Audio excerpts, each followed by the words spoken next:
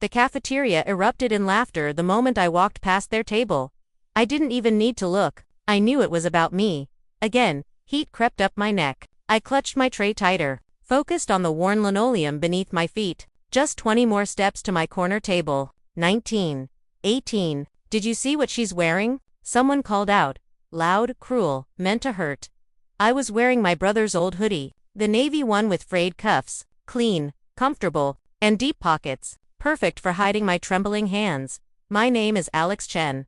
I had been invisible all junior year. Until 3 weeks ago, when everything changed. Victoria Sterling. Even her name sounded like money. Champagne bubbles. Silk scarves. She transferred from a fancy private school in Connecticut. Beautiful, confident, effortlessly perfect. And she had decided I was her target, and for some reason I couldn't fathom, she'd decided I was her personal target. I finally reached my table in the far corner, near the emergency exit where the fluorescent lights flickered. My best friend Jamie was already there, absorbed in a graphic novel, their purple-streaked hair falling across their face. Don't let them get to you, Jamie said without looking up, as if they had eyes in the back of their head. I'm not, I lied, picking at my sandwich. The bread felt like cardboard in my mouth. You know, Jamie finally looked up, their brown eyes serious behind thick-framed glasses. There's something off about her. About Victoria. Off how? I don't know, but nobody's that perfect. Nobody transfers mid-junior year unless something happened at their last school. I'd thought the same thing, but what did it matter? Victoria Sterling existed in a different stratosphere, one where people wore designer clothes without trying, where confidence flowed like water, where everyone wanted to be close to you. The laughter swelled again from her table. I risked a glance. Victoria sat at the center of her court like a queen, her honey blonde hair catching the light. She wore a cream cashmere sweater that probably cost more than my family's monthly grocery bill, but it was her smile that everyone noticed, wide and genuine, or at least it appeared that way. When she smiled, the whole room seemed to brighten. She was smiling now.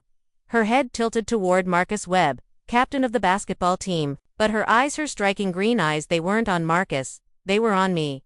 The moment our gazes met, something flickered across her face. Not amusement, not contempt. Something else entirely. Something I couldn't name. Then she looked away, laughing at something Marcus said, and I wondered if I'd imagined it. Earth to Alex. Jamie waved a hand in front of my face. You okay? Yeah. Sorry. Just tired. But tired wasn't the right word. Confused, hurt, angry. Those were closer to the truth. I didn't understand why Victoria had chosen me as her target. We'd never even spoken directly. I'd done nothing to her except exist in the same school, breathe the same air. The bell rang, signaling the end of lunch. Students flooded the hallways, a river of noise and bodies. I grabbed my backpack and headed toward AP Literature, my favorite class. At least there, surrounded by Fitzgerald and Hemingway, I could disappear into worlds where my problems seemed small. I was almost to the classroom when someone grabbed my arm. I spun around, heart hammering, and found myself face to face with Victoria Sterling. Up close, she was even more striking. Her skin was flawless, her features perfectly symmetrical, but there were shadows under her eyes that makeup couldn't quite hide, and her grip on my arm was trembling slightly. We need to talk, she said, her voice low and urgent. Please, let go of me. I tried to pull away, but her fingers tightened. After school, the old art studio on the 3rd floor. Please, Alex, it's important. Before I could respond, she released me and walked away, her designer boots clicking against the tile. I stood frozen, students flowing around me like water around a stone. What could Victoria Sterling possibly want to talk to me about? The old art studio had been abandoned for years. Ever since the school built a newer, better-equipped one on the 1st floor. I'd discovered it freshman year when I was looking for quiet places to read. Dusty easels leaned against walls covered in layers of old paint. The windows overlooked the football field, catching the afternoon sun. I almost didn't go. Part of me was convinced it was some elaborate prank, that I'd arrived to find Victoria and her friends ready to humiliate me in some new, creative way, but curiosity won out over caution. The door creaked when I pushed it open. The studio was empty except for Victoria, who stood by the windows with her back to me. The golden afternoon light made her hair glow. You came, she said without turning round. I wasn't sure you would. You have 5 minutes. I kept my distance, staying near the door, an exit strategy. She finally turned to face me, and I was shocked by what I saw. This wasn't the confident, untouchable Victoria from the cafeteria. Her eyes were red-rimmed, her perfect makeup smudged. She looked, broken. I owe you an apology, she said, her voice cracking. For everything. The comments, the laughter, all of it. I've been horrible to you, and you didn't deserve any of it. I didn't know what I'd been expecting, but it wasn't this. Why? The word came out harsh, defensive. Why target me at all? I never did anything to you. Victoria laughed, but it was a bitter sound. That's exactly why. She wrapped her arms around herself, suddenly looking smaller despite her tall frame. Because you're real, Alex, you're authentic in a way I've never been able to be. I don't understand. No, I suppose you wouldn't.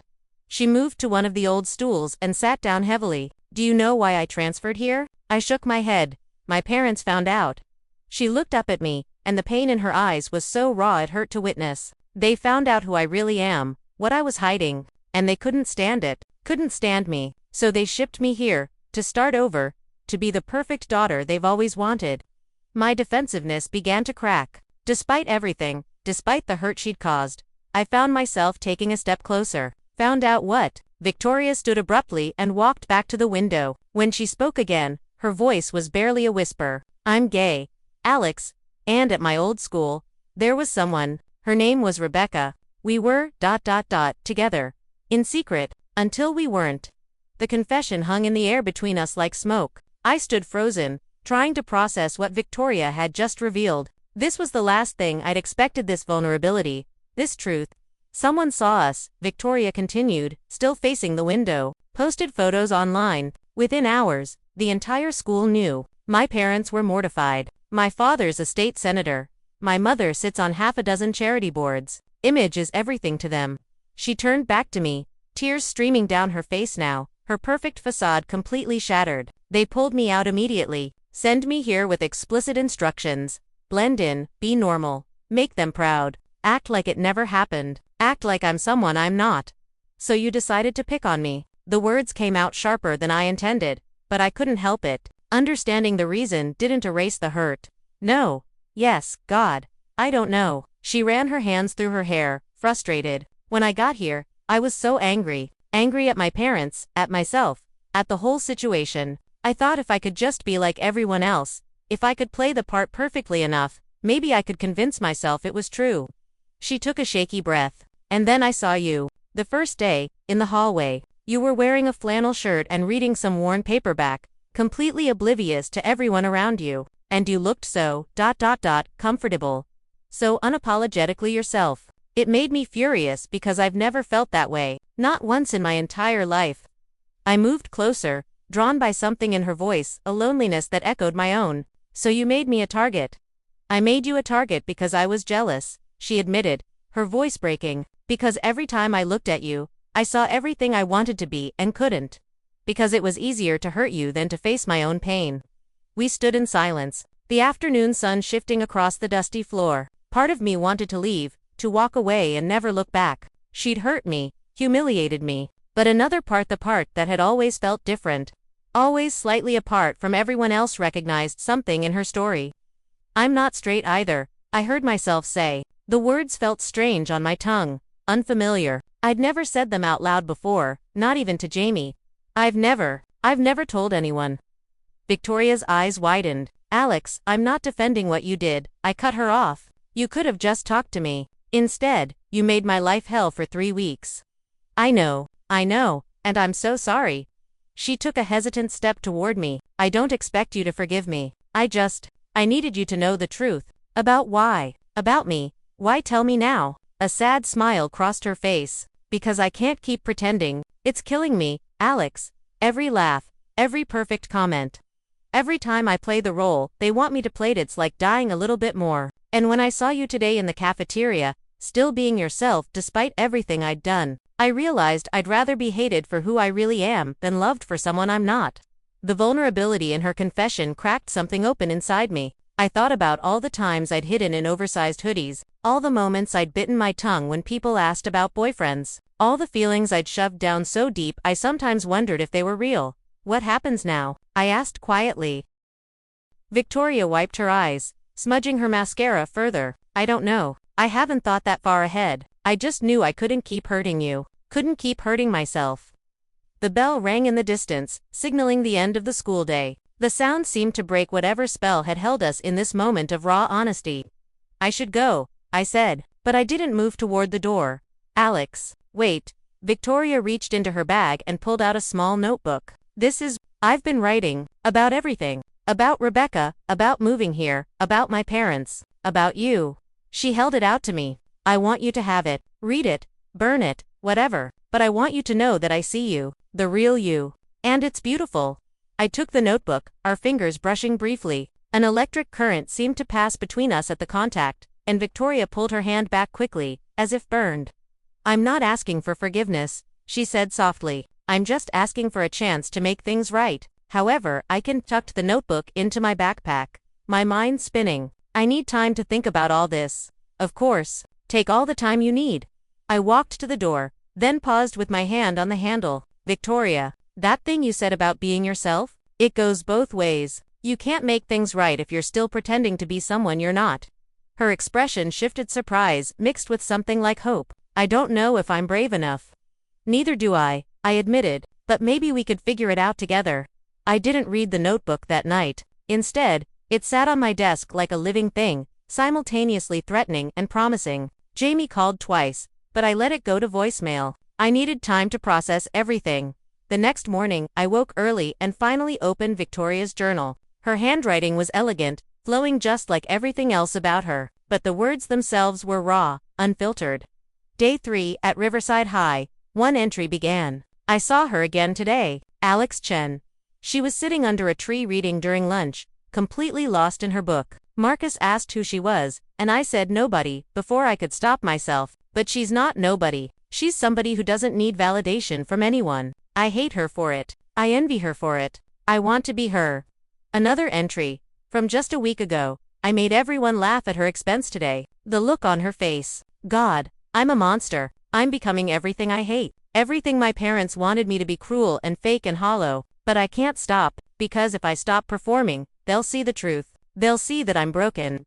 And then, the most recent entry. From yesterday. I have to tell her, even if she hates me forever, even if it changes nothing, I have to tell her the truth, because she deserves to know why, and because I can't carry this alone anymore. I closed the notebook, my hands shaking. Victoria Sterling wasn't my enemy. She was drowning in her own pain, lashing out because she didn't know what else to do. I understood that feeling better than I wanted to admit. At school, I spotted Victoria immediately in the hallway. She was surrounded by her usual crowd, but she looked uncomfortable, her smile forced. When our eyes met across the crowded corridor, she excused herself and walked toward me. Did you read it? She asked quietly. Yeah, and people were starting to stare. Marcus called out from down the hall, Vic, we're going to be late. Victoria glanced back at him, then at me.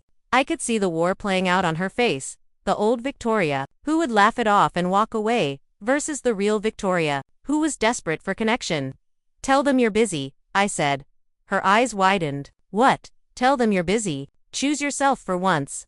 Victoria stood at a crossroads in that crowded hallway, students flowing around us like river currents. I could see the fear in her eyes.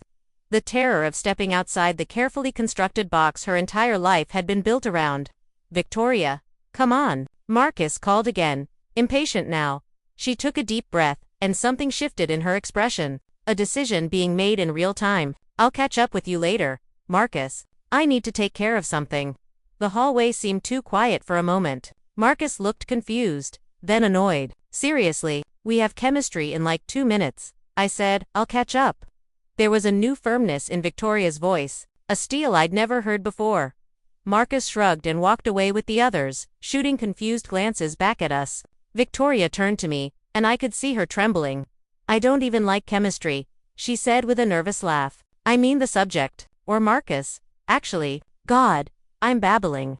Come on, I said, surprising myself. Let's get out of here. Skip class. Unless you'd rather discuss ionic bonds right now.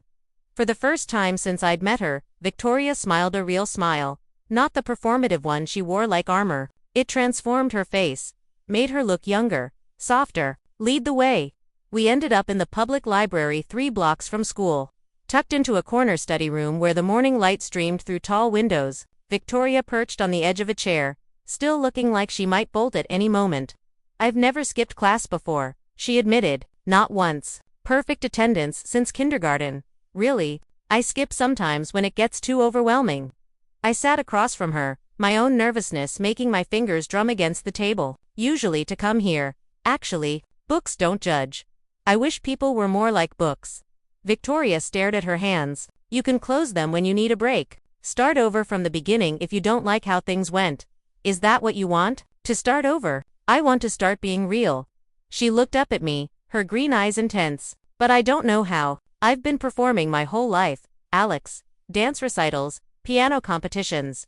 Debate tournaments, always being what my parents wanted, what teachers expected, what friends needed. I don't even know who Victoria Sterling actually is underneath all that. I recognize that feeling, the sense of wearing a costume so long you forget what your real skin feels like. Then maybe that's where we start. Figuring out who you are. Who we are, she corrected softly. You said yesterday that you'd never told anyone about being not straight. The word still felt foreign in my mouth. I haven't. Jamie suspects, I think, but we've never talked about it directly. Why not? I considered the question. Why hadn't I told my best friend, the most accepting person I knew? Fear. I guess. Once you say something out loud, it becomes real. And real things can hurt you. Yes, Victoria breathed. Exactly that. We sat in comfortable silence for a moment, the library quiet around us except for the soft tap of someone typing on a computer nearby. Tell me about Rebecca, I said finally.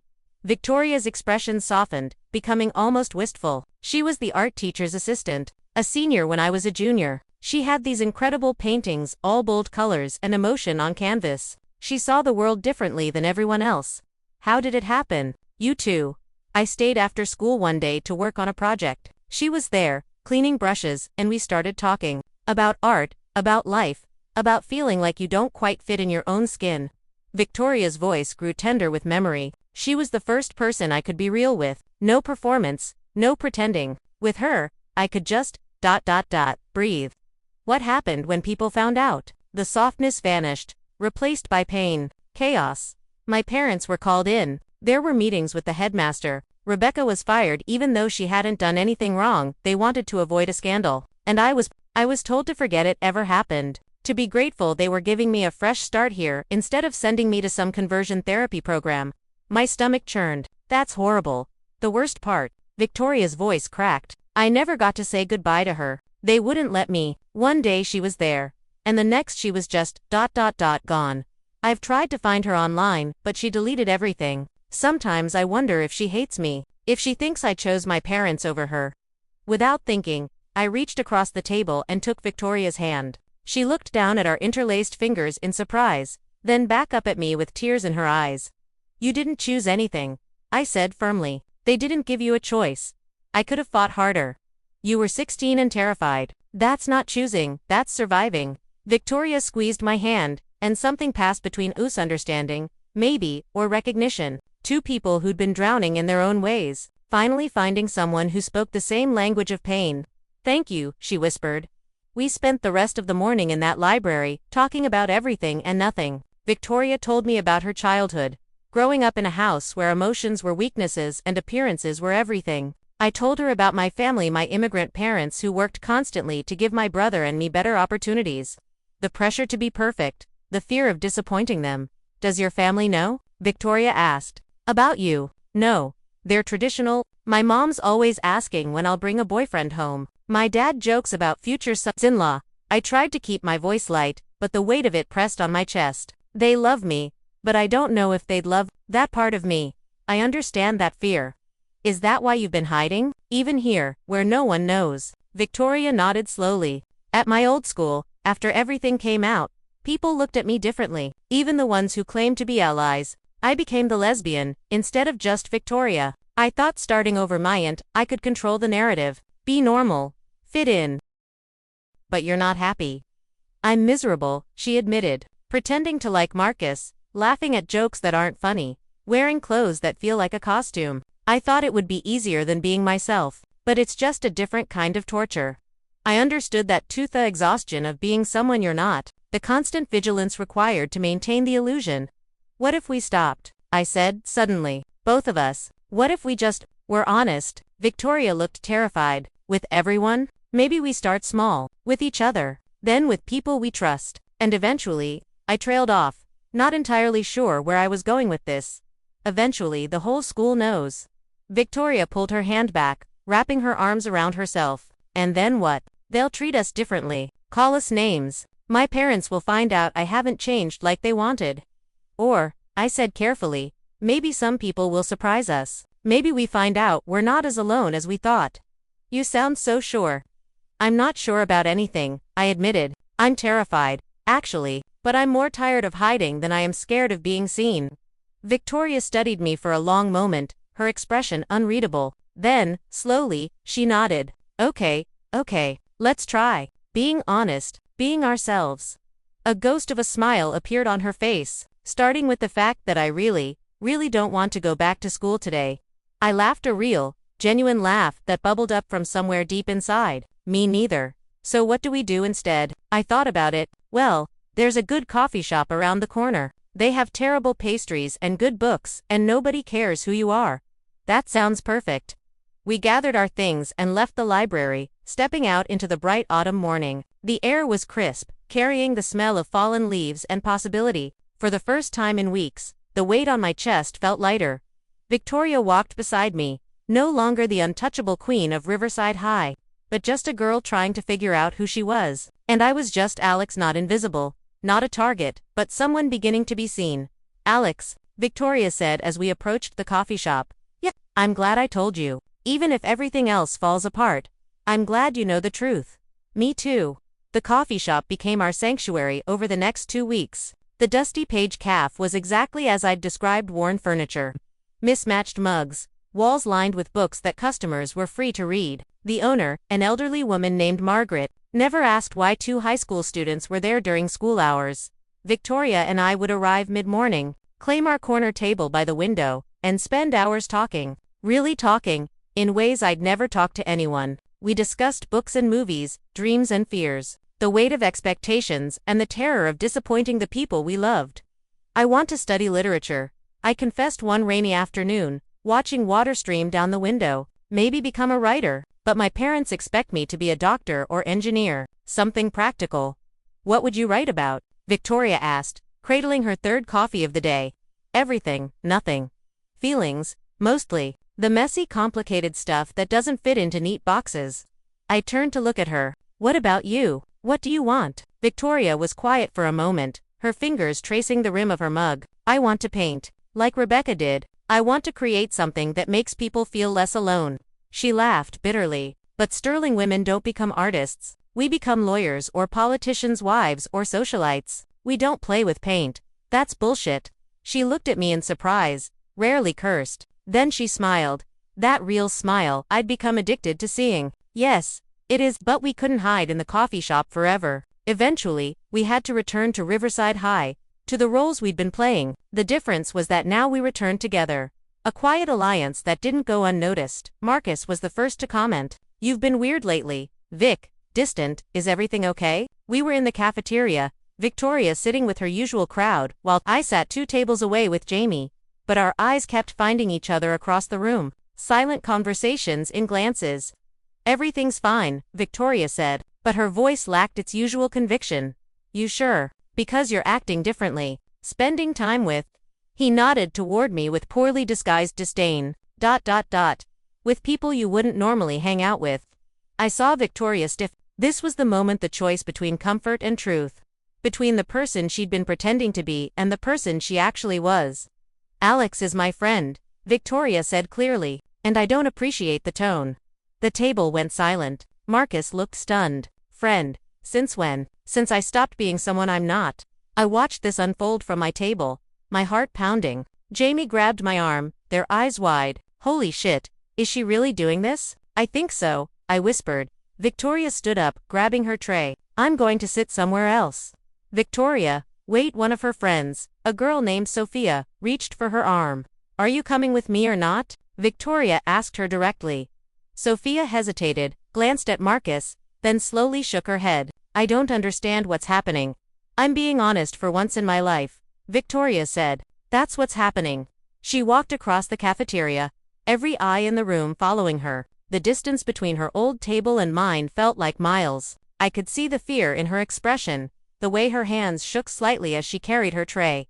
But she didn't stop. She didn't turn back. When Victoria reached our table, Jamie quickly moved their backpack to make room. Hey, they said, shooting me a confused but supportive look. Hi, Victoria said softly, sitting down next to me. Is this okay? More than okay, I said, my voice thick with emotion. The cafeteria slowly returned to its normal volume.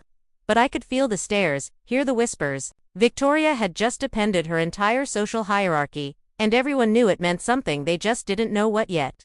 That was incredibly brave, Jamie said, looking at Victoria with new respect. I'm Jamie, by the way. They them. Victoria, she her. Victoria managed a shaky smile. And I don't know if it was brave or stupid, but I couldn't keep pretending anymore.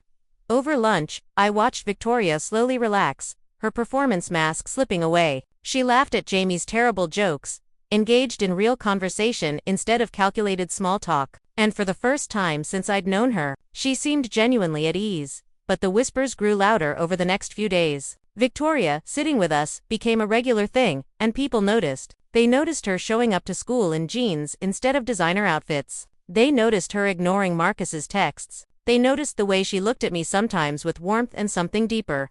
Something that made my heart race.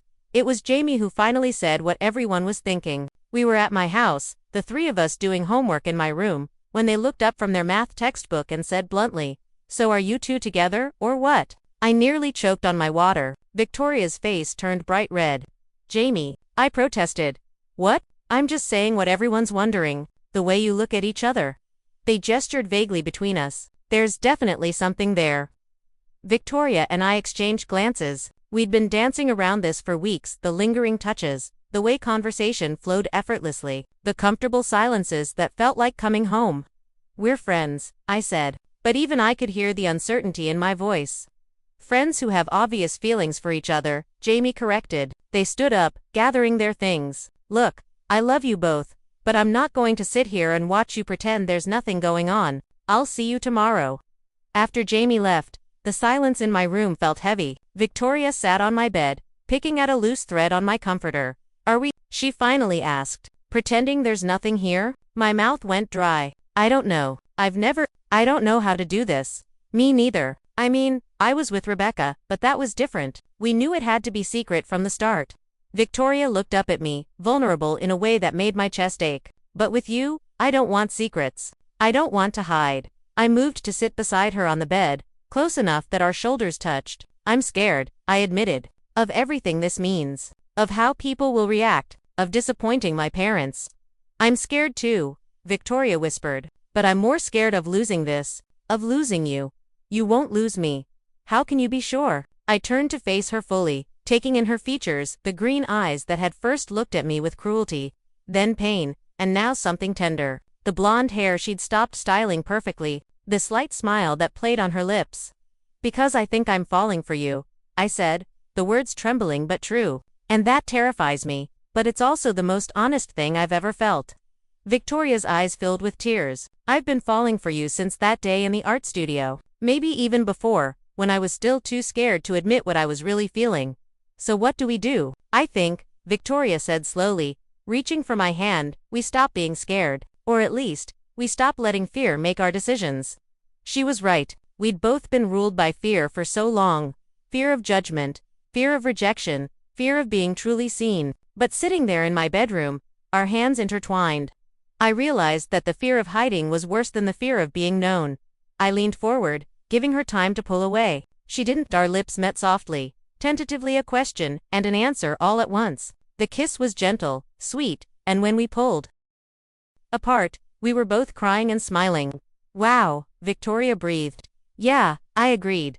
We spent the rest of the evening talking about what this meant, what we wanted. We weren't naive. We knew that coming out, especially as a couple, would change everything. But we also knew that we couldn't keep living in half-truths. The next day at school, we walked in together, not hiding, not performing, just two girls who cared about each other. We held hands as we walked through the front doors, and the world didn't end.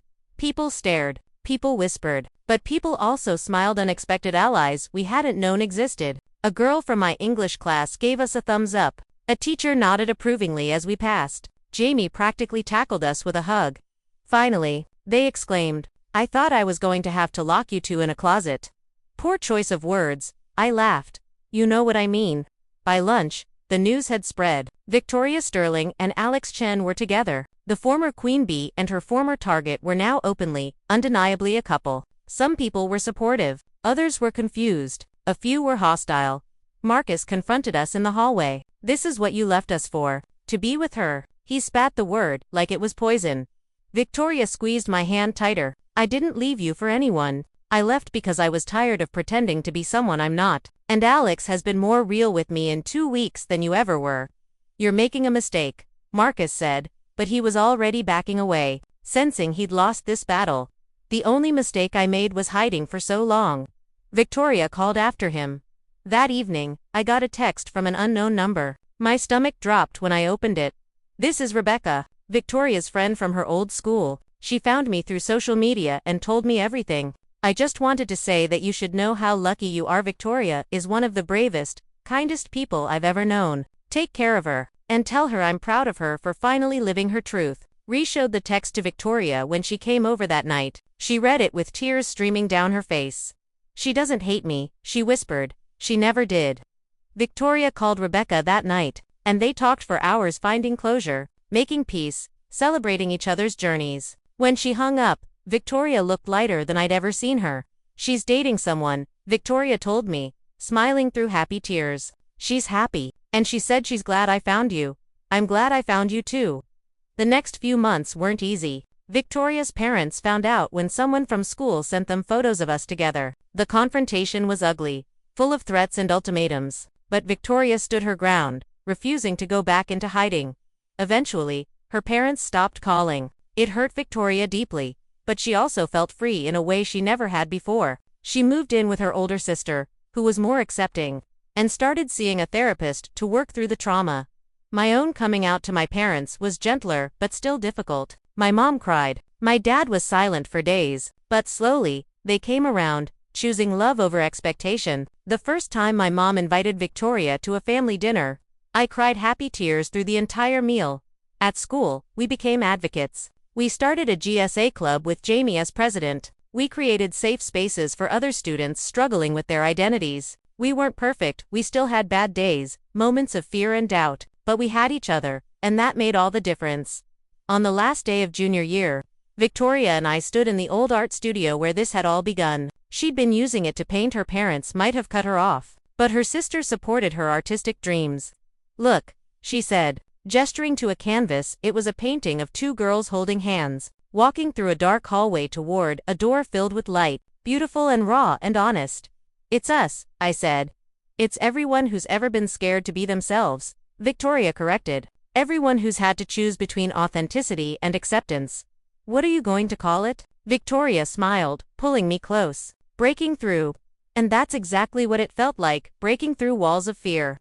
Through expectations, through the versions of ourselves we thought we had to be, breaking through into truth, into love, into the freedom of being fully, completely ourselves. Everyone had laughed at me once, thought Victoria and I were enemies. They didn't understand that sometimes the person who seems to hate you most is really just scared of the mirror you hold up to their own hidden truth. But we understood now, and in understanding, we'd found not just each other, but ourselves.